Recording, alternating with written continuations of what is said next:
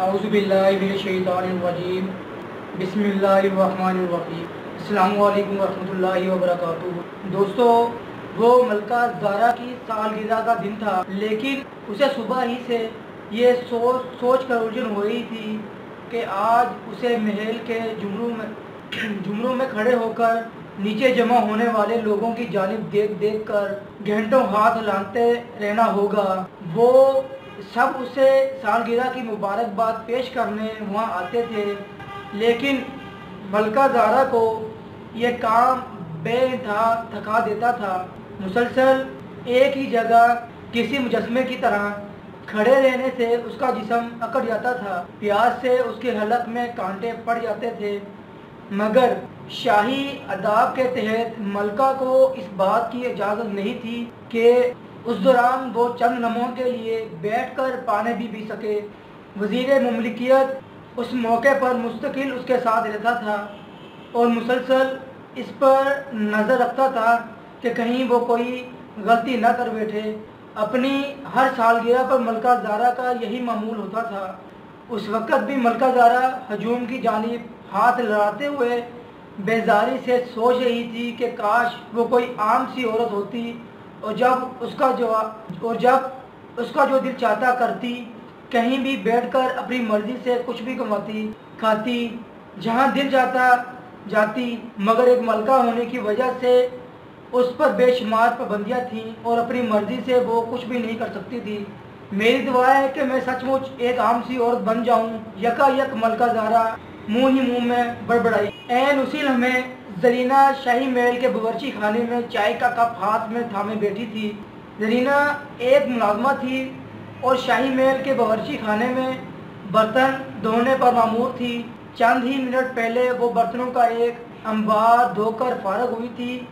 آج اس کی بھی سالگرہ تھی۔ اس کے ساتھیوں نے محل کے کچن ہی میں اس کے لیے ایک چھوٹی موٹی سی چائے کی پارٹی کا اہتمام کیا تھا۔ جب زرینہ ایک ساتھی ملازمہ سے چائے کا کپ پیش کیا تو اس نے مذاق کے طور پر بالکل کسی ملکہ کی طرح نزاکت سے اسے تھمایا۔ زرینہ کے تمام ساتھی اس کے انداز پر ہنسنے لگے۔ کیا تمہارا کبھی دل چاہتا ہے کہ تم ایک معمولی ملازمہ کے بجائے کوئی ملکہ ہوتی؟ زرینہ کے ایک ساتھی نے پوچھا۔ میری تو دلی خواہش ہے کہ میں ایک ملکہ ہوتی، زرینہ نے حسرت سے کہا۔ آج وہ برتن دھو کر بہت تھک گئی تھی اور ان برتنوں کے بارے میں اسے سوچ کر خوف آ رہا تھا جو سالگرہ کی تقریب ختم ہونے کے بعد اسے مزید دھونے تھے۔ ملکہ زہرا اور زرینہ بیک وقت ایک جیسی دعا کی تھی اور یقیناً وہ کوئی قبولیت کی گھڑی تھی، اس لیے اسی لمحے ان دونوں کی دعائیں قبول ہو گئیں اور وہ ایک دوسرے کی جگہ پہنچ گئی۔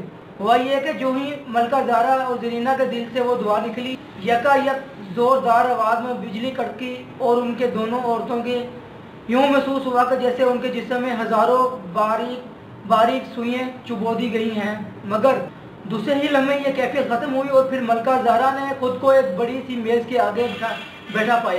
یہ دیکھ کر اس کی حیرت کی انتہا رہی کہ اس نے ڈھیلے ڈھالے کپڑے اور آرام دہ قسم کے جوتے پہن رکھے تھے اور ایک گندا سا ایپرن بھی باندھا ہوا تھا۔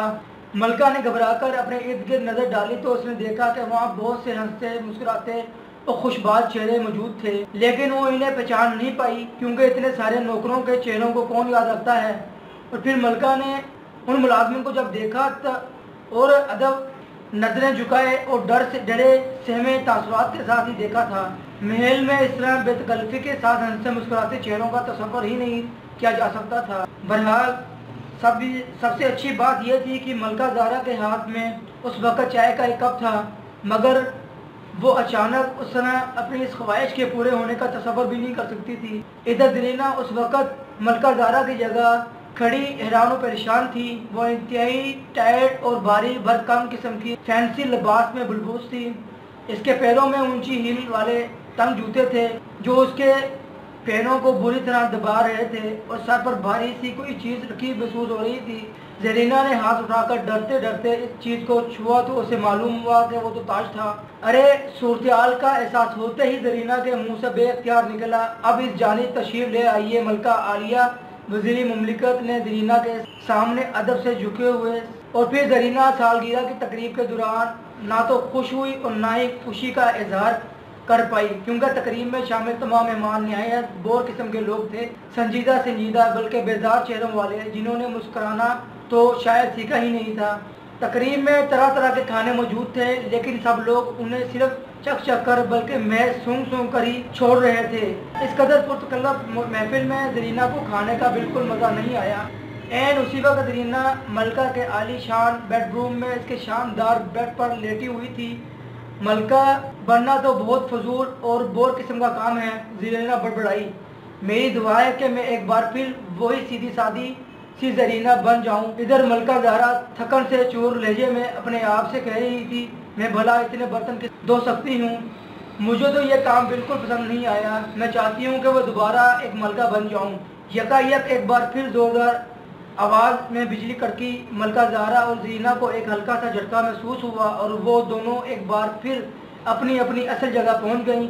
खुशकिस्मती से खुदा ने इस बार भी उनकी दुआ सुन ली थी। वो दोनों ही अपनी अपनी असल जगह पहुंचकर बहुत खुश थी, क्योंकि हर शख्स अपने असल में ही खुश रहता है। अल्लाह ने जिस इंसान को जहाँ और जैसा बनाया है, इसमें इसकी कोई ना कोई मसलहत ज़रूर होती है, इसलिए बंदे को हर हाल में उसका शुक्र अदा करते रहना चाहिए। दोस्तों, उम्मीद है कि आपको मेरी ये वीडियो पसंद आई होगी। मज़ीद वीडियो देखने के लिए आप मेरे चैनल को सब्सक्राइब करें। शुक्रिया।